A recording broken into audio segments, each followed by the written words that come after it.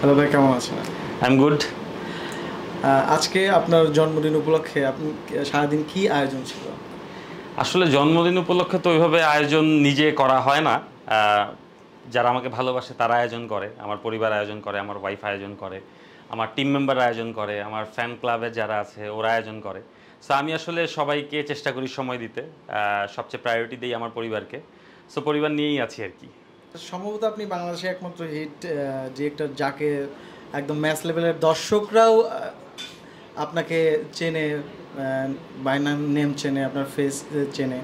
তো আপনার আয়োজনটা কি আরও বড় পরিসরে করা উচিত ছিল আপনি মনে করেন?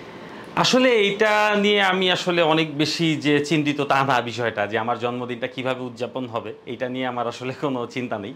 আমি আসলে কাজপ্রিয় মানুষ, কাজ করতে পছন্দ করি। তো আমি চাই আসলে আমার জন্মদিনের চেয়ে বেশি আমার কাজ নিয়ে যদি মানুষ এক্সাইটেড থাকে আমার কাছে বেশি ভালো লাগবে। আহ, আমি আপনাকে আসলে একজন হিট মেশিন হিসেবে দেখি, কারণ আপনি যে কাজই করছেন, আর সম্ভবত আপনি বাংলাদেশের সব থেকে বেশি কোটি ভিউয়ের নাটক দিয়েছেন। সে আমরা আপনার এই জন্মদিন উপলক্ষে কি কোনো খুশির সংবাদ পাচ্ছি? সামনে কি আসছে আপনার?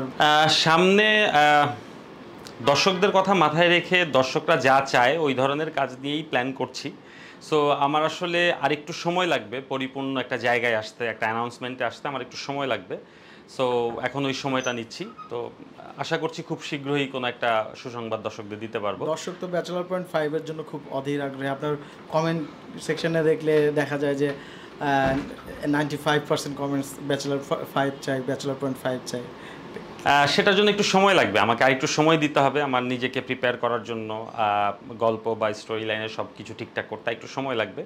আমার কাছে মনে হয় যে দর্শক যদি আরেকটু অপেক্ষা করে খুব ভালো কিছু একটা পাবে। নতুন বাংলাদেশ আমরা নতুন করে দেখছি। আপনি আপনার এই জন্মদিনে মানে এই নতুন বাংলাদেশকে কিভাবে আপনি দেখতে চান সামনে?